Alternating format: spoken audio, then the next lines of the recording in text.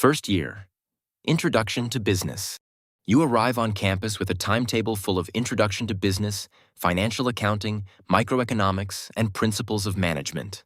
The first lecture sounds simple enough until the professor starts talking about markets, firms, incentives, balance sheets, and how businesses actually make decisions.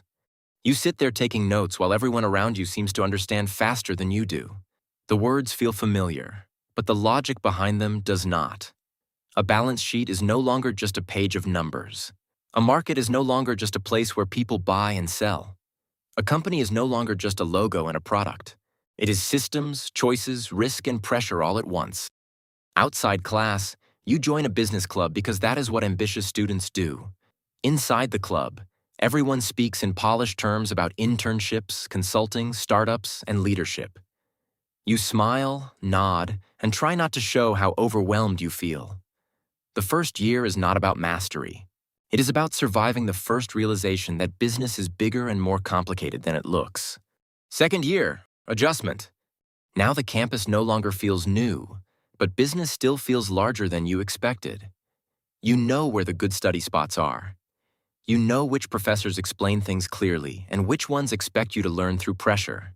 You start understanding the difference between accounting and finance, between marketing and branding, between management and leadership. Group projects become serious because every team has at least one person who disappears and another who tries to run the whole thing. In one class discussion, someone says, "The company should cut costs immediately." Another shakes their head.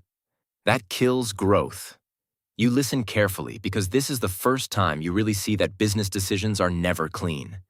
Every choice helps one thing and hurts another. You start applying for internships. Your resume begins to matter more than your student ID. Career fairs become less exciting and more urgent. The second year is the year of adjustment. You stop feeling like a visitor and begin feeling like someone who might actually belong here. Third year, competition. Now the pressure gets real.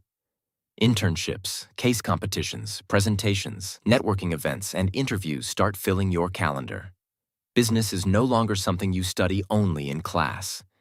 It is something you must perform under pressure. You learn how to talk about yourself without sounding arrogant. You learn how to answer questions about failure, leadership, and teamwork in a way that sounds confident but not rehearsed. A recruiter asks, "Why business?" You smile because you have practiced this answer many times. "Because I want to understand how value is created," you say. The recruiter nods. You can never tell if they believe you or if they are just listening for keywords. Your classmates are also moving fast. Some want consulting, some want banking, some want startups. Some are already posting internship photos that make everyone else feel behind. The competition is not always loud, but it is constant. By third year, you begin to understand that business school is not just about learning, it is about positioning. It is about timing, reputation, confidence, and keeping your nerve while everyone else is trying to look impressive. Fourth year, direction. Now the question is no longer what business is.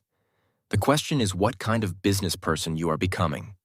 You take advanced courses in strategy, entrepreneurship, finance, operations, or business analytics.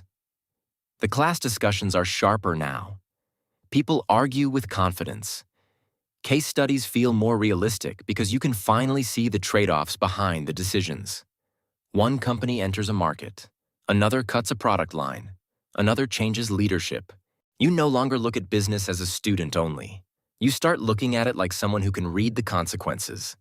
Your final year pressure is different from your first year confusion. It is heavier, but also clearer. You know enough now to understand the road ahead, and that makes every choice feel larger.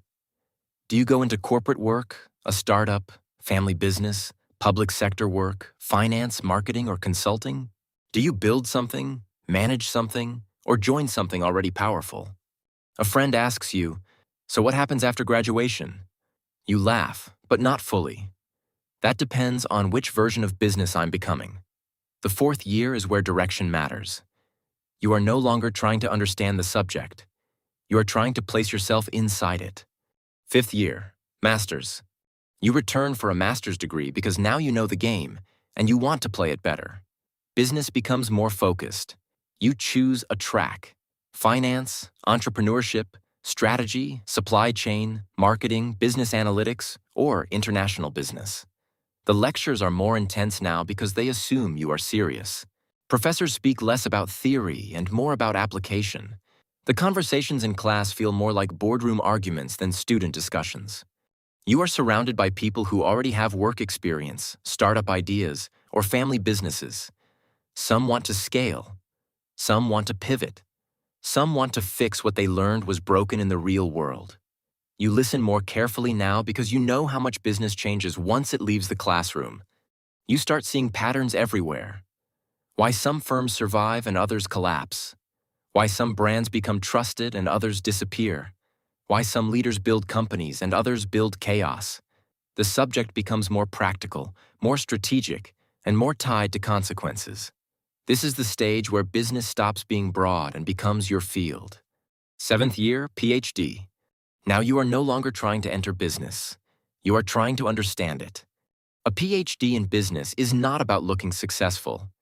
It is about asking better questions than everyone else. Why do firms behave the way they do? Why do some strategies fail even when they look logical?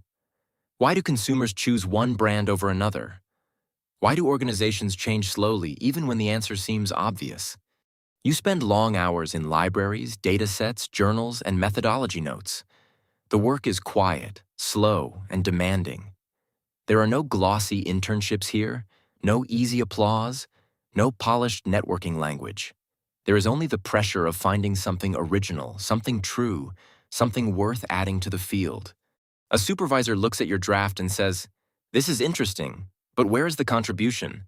You stare at the page, then back at the screen, and realize this is the real test. Not whether you can talk about business, whether you can explain it in a way that changes how others think about it.